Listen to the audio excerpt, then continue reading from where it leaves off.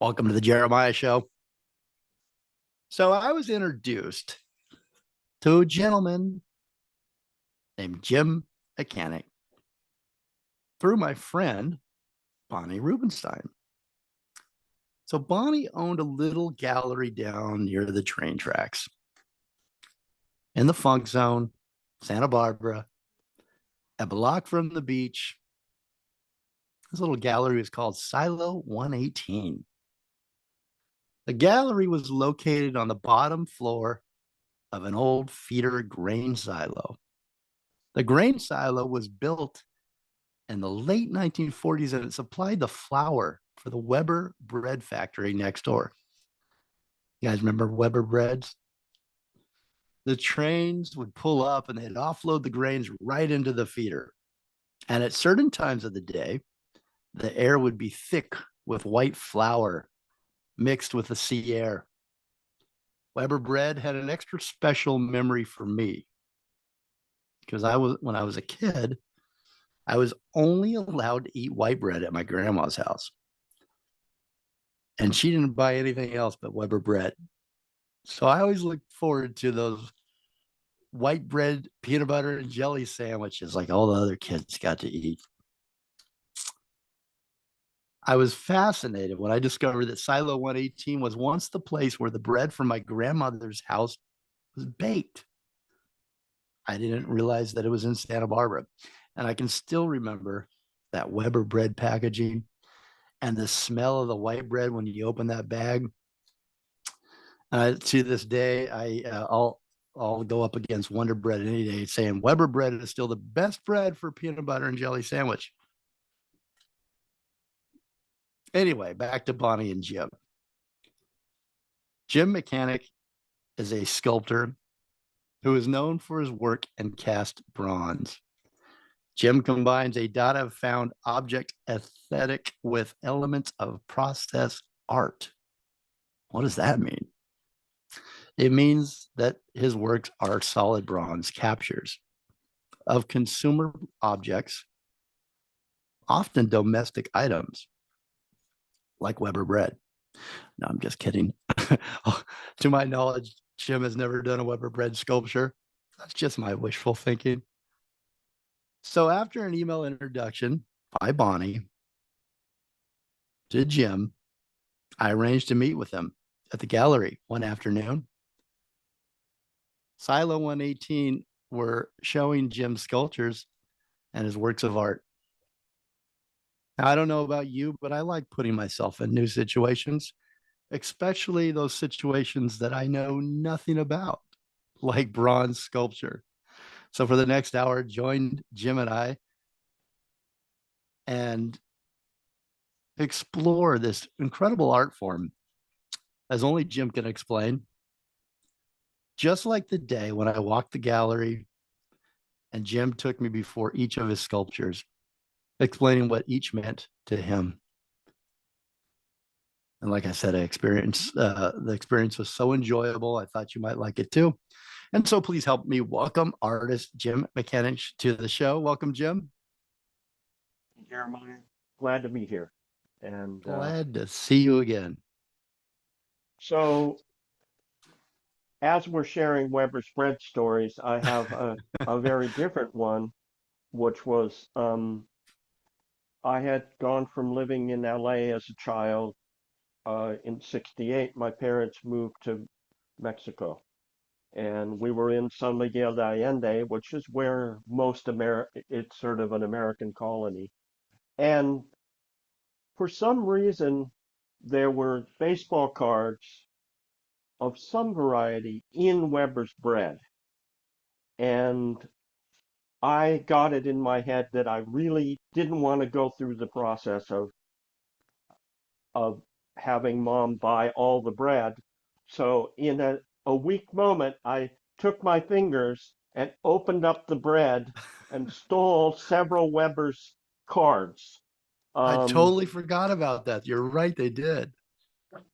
And I That's was then I was then captured by the storekeeper, and my mom made some deal to allow the white, the young errant child to escape.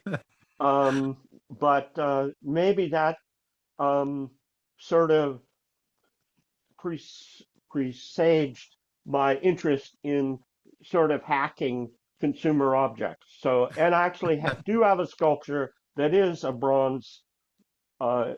It's two pieces of bread, two bread loaves stacked on top of one another. And the good thing about that was I got to eat the bread before I made the sculpture. So anyway, That's a by great way of story. anecdote, that's an introduction. But yeah, I Interesting. We guess both got Weber bread stories. yes, right. Maybe that's why we Yeah. get along so well. Oh, that's great. Well, so Um, you've described your art as commercial and physical culture reframed as plausible objects of culture and belief. So, what does that mean, Jim? good question. I can probably answer half of it at a time because um, I I think in general um, I was interested in how the things we buy define our lives and define who we are, and also what the messages are within those things. I got really interested in toys, in that seemed to be a way of teaching kids the world in which we lived. It was like a way to model what we did and what we were supposed to do. You know, the Tonka truck versus the Barbie doll division. And Gender roles, what through toys? gender roles and just in general, it sort of is a compressed version of the stories that are told in a pre-literate culture. Anywhere around the world, there are fairy tales and things like that. I think we sort of sometimes shorthand those things into physical objects. Um, so um, it and then the other sort of part of my backstory is I was when I was living in Mexico, uh, I went with my parents to a lot of the uh, ruins of the Aztec and the Olmec cultures, and I realized that things came through time to us um, in a way that was very different because growing up in LA, I actually literally believed everything came in a box wrapped in cellophane.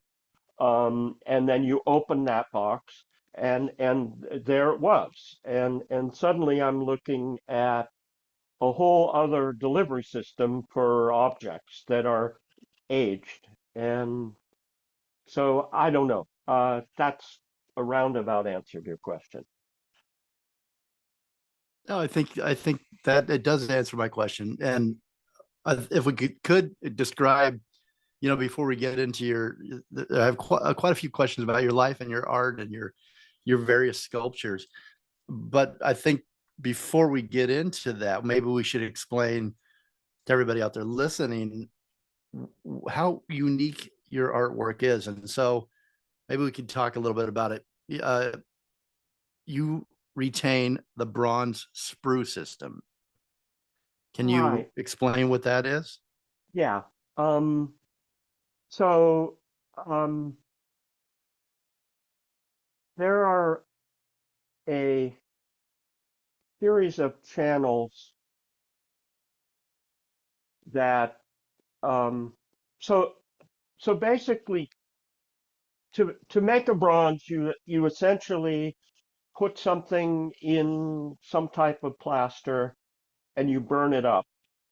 Uh, and so you have for a moment a empty space. And I mean I've done a Big Mac. Um, uh, And I I, found that anything that's carbon-based can be cast in bronze.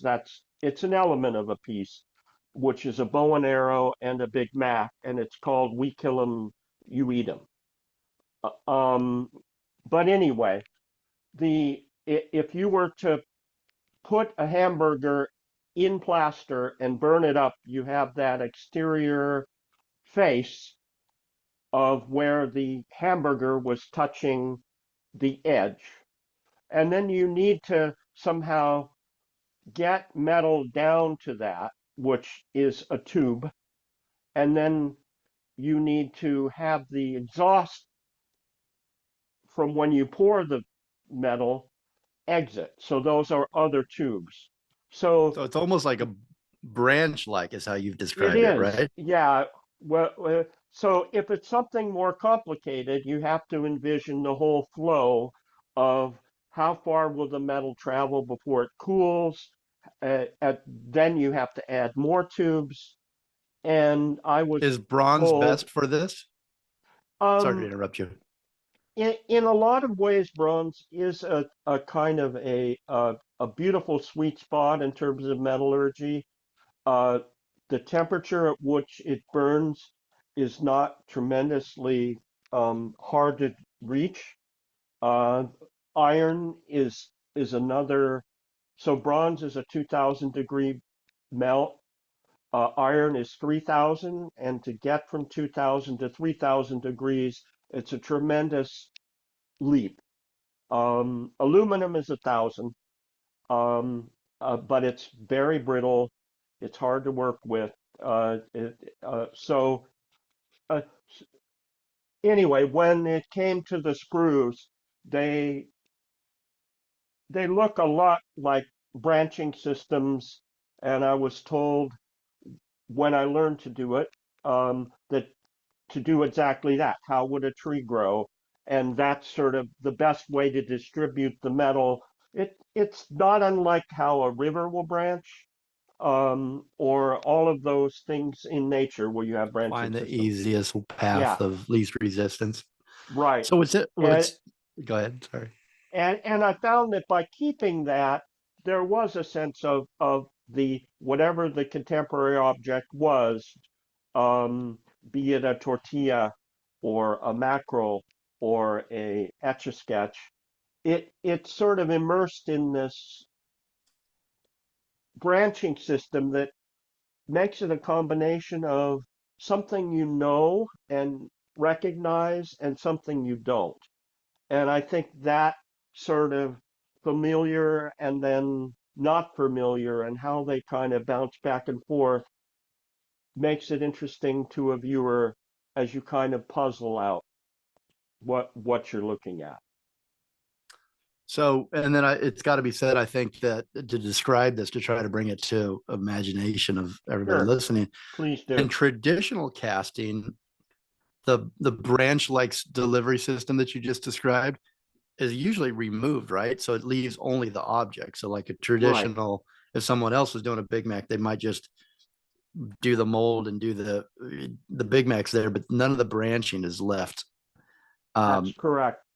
Um, and I think a lot of what I found was I was able to work firsthand with the metal and the entire casting process. Generally, the way casting works is the the artist will go to the foundry and they'll hand them something made out of clay, perhaps, and they'll say, make it in bronze. Um, and then it's out of their hands. There are no more decisions made until it comes back to them, and in some way you could say there's a kind of a minting process that's if if you're a very well-known artist, uh, you then have a bronze thing that this artist made, and there's a elevation of value. Um, and I I got really interested in along the way making different decisions uh, that would change the piece as it moved from initial idea to finished product. And as I was part of arts education, um, one of sort of our rubrics was that stage A was you make you do you imagine a five-sided drawing of a house and then you draw it, and there's really not much difference between what you imagined and what it is that you produce.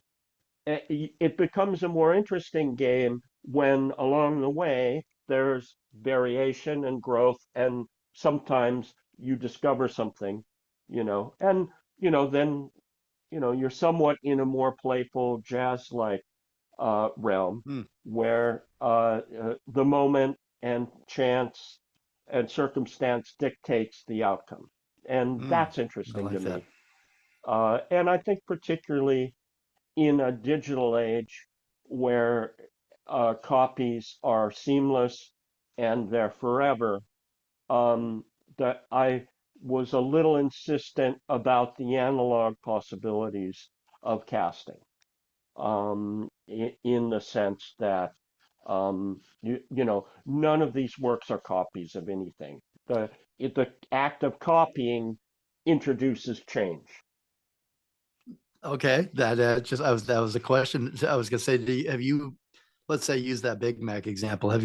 Right. Have you made one version and then you do it again? Are the two are never the same? It sounds like is what you're saying. It's not. Right. You can never step in the same Big Mac twice. Hmm. Well, there's a famous philosophical quote: "You can never step in the same river twice." So I'm somewhat adapting that, but um, yeah, yeah, to a degree, um, there is variation. So I'm going to quote you if you don't mind, Please, just to expand on. I think you've done a great I, job at I, explaining yeah, yeah, what you do. But please, I found this interesting. You say the cast metal sculptures that you create are shaped by two considerations. Number one, an interest in the found everyday object and its transformation through an idiosyncratic enactment of the casting project process. So that's what you've just described. And then number two, the retention of the signs or artifacts of the casting project process. right, So the which are the channels that conduct the molten metal and the venting structures remain an integral part of the sculptural object. And you say, I see this as a way to implicate ideas of context and support systems. That's very interesting to me. Can you expand on that and give an example of how you came to that conclusion and maybe a piece of art that really first spoke to you in that way? yeah. I, I, I mean, I think also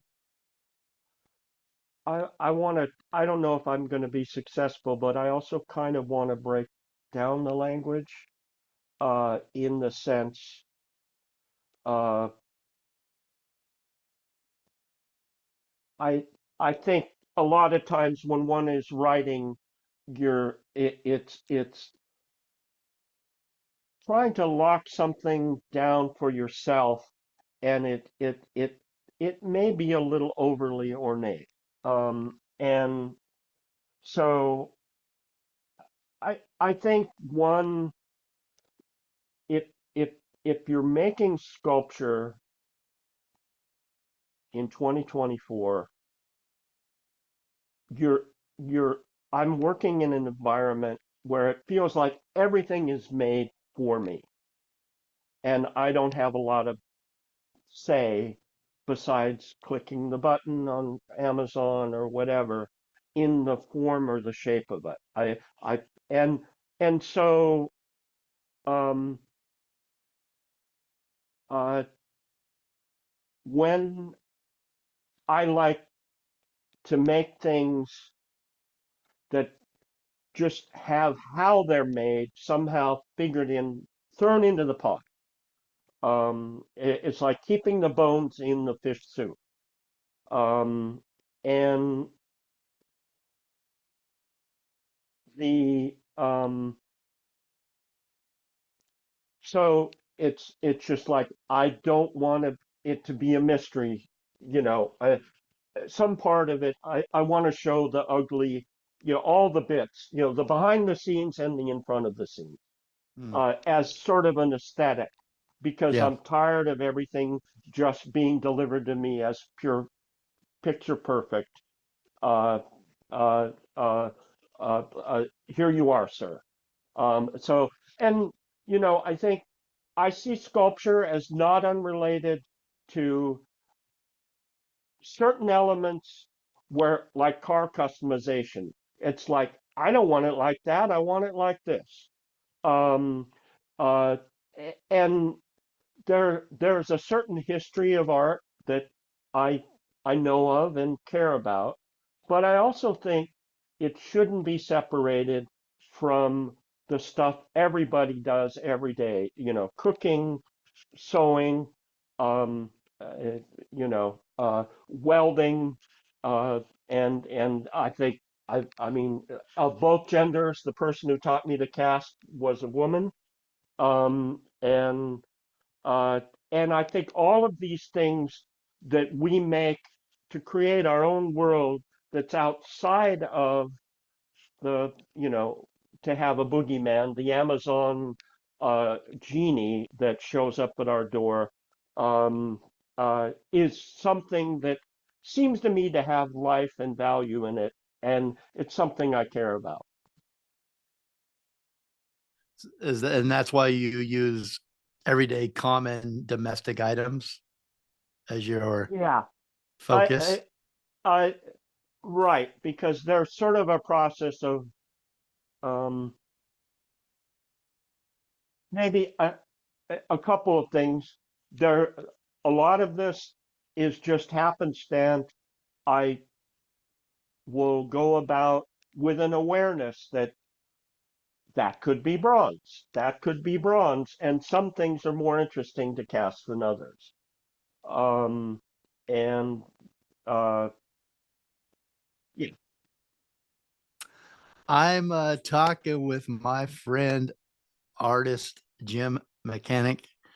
I'm going to send you to his website. I'm going to spell it for you. McAninCharts.com.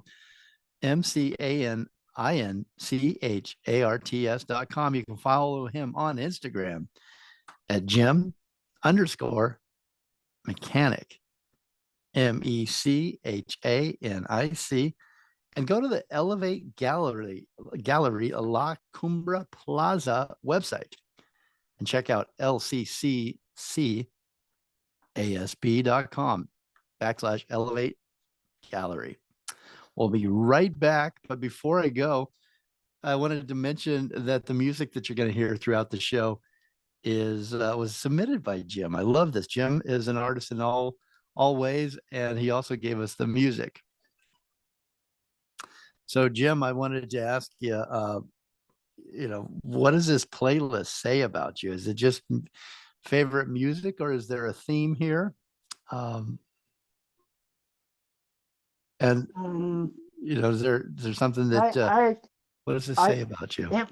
it was chosen sort of micro, like this song after that. Mm-hmm. I think, I mean, I think Bob Dylan, um, and his kind of crazy tumbling verbal worlds where you didn't know which end was up, it always made an impression. And I know at one, I think he has done some welded gates that are rather, people have talked about. This may have been 10 or so years ago, maybe a little more.